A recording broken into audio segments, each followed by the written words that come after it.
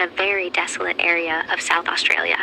On September 27th, around 5:30 p.m., Gus was outside playing in a dirt pile. There was nobody out there with him, and he was left alone for about 30 minutes. At 6 p.m., Grandma went to call Gus inside for dinner, but Gus was no longer there. It's important to note right here that on this date, the sun set around 6:15 p.m. on September 27 over southern Australia, and it was completely dark by 7:15 p.m. The grandparents told detectives that they searched for 3 hours. 3 hours, you guys, prior to calling for any help. By the time they noticed that Gus was not out front, it was 6 p.m., then they searched for him for 3 hours, which would bring us to 9 p.m., when they live in a very desolate area of South Australia, and this is a 4-year-old child. This is one of the things that I can't seem to get over about this case. He was only 4 years old, left playing out front, he disappears, and the sun goes down while they are searching, and then they decide to call for help. So the police arrived at their home at 9:30 p.m. on Saturday, September 27th. Grandmother, I need to tell the truth about what happened that day, all of it, because if I don't, we might never find him. A 4-year-old boy named Gus Lamont vanished from one of the most remote places on Earth, a sheep station outside Yunta, South Australia. Think West Texas ranch, but even more isolated. No neighbors for miles, no cell service, just red dirt, searing heat, and silence. For weeks, hundreds of searchers combed thousands of acres. Helicopters with thermal imaging, drones, trackers. They found one boot print near a water tank and then nothing. The search was officially scaled back. The case went cold. But the last person to see Gus alive, his grandmother, stayed quiet about critical details. Until now. What she's about to reveal will reopen the search, rewrite the timeline, and force everyone to ask, could Gus still be out there? Before we dive in, if you're into deep investigative true crime, hit that subscribe button. It helps us bring you more cases like this. Audience engagement, drop a comment. Where are you watching from? What time is it there? What's the weather like today? Yunta, South Australia. Population of around 200. Drive south from town down a dirt road and you'll hit sheep country. Stations out here can be tens of thousands of acres. The nearest neighbor might be an hour away. This is where Gus Lamont lived with his family. His grandmother was visiting that week in late September 2025. Gus was 4 years old, curious, energetic, the kind of kid who'd chase a lizard across the yard. September 27th started like any other day. Gus was playing in the yard near the homestead. His grandmother was watching him, or so everyone thought. Around 2:30 in the afternoon, she realized he wasn't answering when she called. She checked the sheds, the porch, around the water tanks. Nothing. By 3:00 p.m., the family was searching. By 4:00, police were notified. But searching in the Outback isn't like searching a neighborhood. There are no street grids, no cameras, just thousands of acres of scrub that all looks the same. And a 4-year-old can cover more ground than you'd think. The first 24 hours are critical. Searchers focused on a 2-mile radius. They checked every water source, dams, tanks, troughs. They used thermal imaging at night. Aboriginal trackers were brought in, people who can read the land in ways most of us can't imagine. Day 2, they found one clue, a small boot print in the mud near a water tank, about face half a mile from the house. It matched Gus's shoe size. But there were no other prints, no trail, just that one mark, and then nothing. How does a 4-year-old leave one footprint and then vanish? By day 7, over 200 people had searched more than 3,000 acres. Helicopters flew grid patterns for hours. Drones covered every accessible area. They found nothing else. No clothing, no signs of struggle, no body. On October 4th, authorities scaled back the active search. The case would remain open, but the boots-on-the-ground effort was over. And that's where it sat. A missing boy, a grieving family, and a grandmother who'd been the last to see him alive. But she wasn't telling the whole story. We'll call her Mary. She's in her early 60s. She was visiting the family that week to help out on the station, caring for Gus while his parents worked. And the station, caring for Gus while his parents worked. For weeks, she'd stuck to the same story. She was watching Gus, he was playing near the house, and when she called him around 2:30, he didn't answer. She searched for 15 minutes before alerting the family. But that wasn't the whole truth. I wasn't watching him as closely as I said. I got distracted. I was inside for longer than I admitted, and by the time I realized he was gone, he could have been anywhere. She admits now that she lost track of time. She was inside dealing with a personal issue, glancing out the window occasionally, but at some point, she's not sure when, he wandered off, and she didn't notice. When she finally went outside, he was gone. She panicked, searched the immediate area, and then made a decision that would haunt her. She lied about the timeline. She told police he disappeared around 2:30, but it could have been as early as 1:30, maybe earlier. That's an extra hour. An hour when a 4-year-old could walk a mile or more. An hour when the search radius should have been much wider. I was terrified. I thought if I told them I wasn't watching him, they'd blame me. And I was already dealing with something else, something I hadn't told anyone. Mary is a transgender woman. She transitioned later in life. While her immediate family knows and accepts her, she hadn't come out publicly. She was afraid of judgment, afraid of how the media would treat her, afraid her identity would become the story instead of finding Gus. And she had good reason. Transgender people, especially in rural communities, often face discrimination and suspicion. She knew if her identity became public, some would use it against her. They'd question her credibility. They'd make her the villain. So she stayed quiet. She gave police a timeline she thought would keep the focus on finding Gus, not on her. She cooperated, but held back the one detail that might have changed everything, the real timeline. And that decision may have cost them the chance to find him. If Gus disappeared at 1:30 instead of 2:30, he had an extra hour to wander. That pushes the search area from 3 miles to 4, maybe 5. New sectors that were never fully searched, new water sources, new fence lines, new hiding spots. When Mary finally came forward with the truth, both about the timeline and her identity, authorities immediately began planning a new search operation. They're focusing on areas beyond the original radius, using the corrected timeline to model where a 4-year-old could have gone.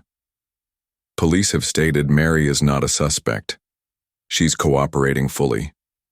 And while her initial dishonesty complicated things, they understand why she did it.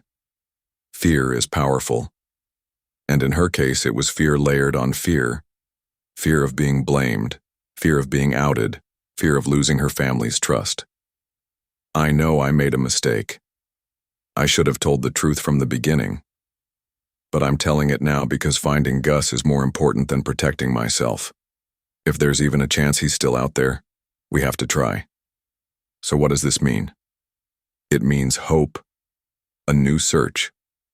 The possibility, however slim, that Gus Lamont might still be found. But it also raises hard questions. Could he have survived this long? In the Outback with no food or water, the odds are grim. But there have been rare cases of children surviving for days, even weeks, by finding water or sheltering in caves. And if he didn't survive, could his remains still be found? Absolutely. With the right information and search patterns, answers are possible. The new search begins in the coming weeks. Authorities are using the corrected timeline to focus on areas previously considered too far. Fresh teams, new technology, renewed determination. And Mary? She's joining them. Despite the scrutiny, despite the hate she's receiving online, despite everything, she's going back out there to search for her grandson. If you think this case is compelling, smash that like button. It helps push this story to more people who care about finding answers. What do you think? Could Gus still be out there? Drop your thoughts in the comments. Your perspective matters, because in the end, that's what matters. Not her identity, not her mistakes, just finding Gus. When there are no answers, the theories begin. And in a case like this, a child vanishing from a remote location with no witnesses, no evidence, no trail, every possibility has to be considered. Theory 1. He wandered off and got lost. This is the most common explanation for missing children in rural areas. A curious kid follows something interesting, a bird, a lizard, a rabbit, and before you know it, they're farther from home than they've ever been. They don't realize they're lost until it's too late. They get tired, scared, hide under a bush, or fall asleep. Studies show a 4-year-old can walk about a mile in an hour under normal conditions. But in the Outback, with uneven terrain, heat, and no clear path, that distance shrinks. Most experts estimate a child Gus's age could cover maybe half a mile to a mile before exhaustion sets in. The initial search covered a 3-mile radius, way beyond what most 4-year-olds could manage on their own. Helicopters with thermal imaging flew grid patterns. Drones covered every accessible area. Ground teams walked in lines, checking under every bush, behind every rock. Thermal imaging should have picked him up. Even if he was hiding, even if he was asleep, his body heat would show up on the cameras. But they found nothing. Caves, hollow logs, dense scrub that blocks thermal signatures, old mine shafts. The Outback is full of places a small child could crawl into and not be seen from above. And if he was injured, unconscious, or worse, he wouldn't be moving, wouldn't be making noise. Searchers checked every known cave and mine shaft within the radius. But known is the key word. There could be dozens of small openings, hidden by vegetation or erosion, that aren't on any map. So the wandering theory is still possible. But it doesn't explain the single boot print. That one print half a mile from the house matched Gus's shoe size. But there were no other prints leading to it or away from it. Just that one mark, and then nothing. How does a child leave one footprint and then vanish? Aboriginal trackers, people who can read the land in ways most of us can't imagine, couldn't find a trail. And that's unusual. Even on hard ground, there are usually signs, disturbed leaves, broken twigs, scuff marks. But there was nothing. Theory 2. He had an accident. Sheep stations are full of hazards, water tanks, some of them deep with steep sides, old mine shafts, some fenced, some not, rusted machinery, wells, dams. A small child could fall, get trapped, or drown. But searchers checked every water source multiple times. They used poles to probe tanks. They sent divers into dams and troughs. They drained some of the smaller tanks entirely. They found nothing. They checked every known mine shaft within 5 miles. Some required rappelling equipment. Some were partially collapsed. They found old tools, animal bones, but no sign of Gus. They checked under every piece of machinery, every shed, every vehicle. They brought in cadaver dogs, dogs trained to detect human remains. The dogs alerted in a few spots, but follow-up searches found nothing. Theory 3. Someone took him. The station isn't on a main road. You don't just stumble onto it, you have to know it's there. So if someone took Gus, it would likely be someone familiar with the area. A worker, a neighbor, a visitor. Police interviewed everyone, station workers, neighbors, though the nearest one is miles away, delivery drivers, anyone who'd been on the property in the weeks before Gus disappeared. They checked alibis, phone records, vehicle movements. Nothing raised red flags. So the abduction theory, while possible, has no evidence to support it, which left investigators with one uncomfortable possibility. Someone in the family, the grandmother, was the last person to see him alive. She was watching him. She reported him missing. And in cases like this, statistically, that makes you a person of interest. It's an ugly truth, but it's a truth. Most children who are harmed by someone they know. Family members, caregivers, people they trust. Police interviewed her multiple times. They analyzed her statements, her body language, her timeline. They searched her belongings, her vehicle. They looked for inconsistencies. And they found some. Small discrepancies in her timeline. Vague answers about how long she was inside, when she last saw him, how long she searched before calling for help. She joined the searches, walking miles in the heat, calling his name until her voice gave out. But she stayed quiet about certain details. And that silence made people suspicious. She wasn't formally charged.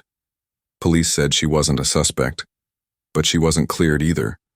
She existed in that gray zone, not guilty but not innocent, not trusted but not arrested. Gus Lamont, 4 years old, a kid who loved trucks and lizards.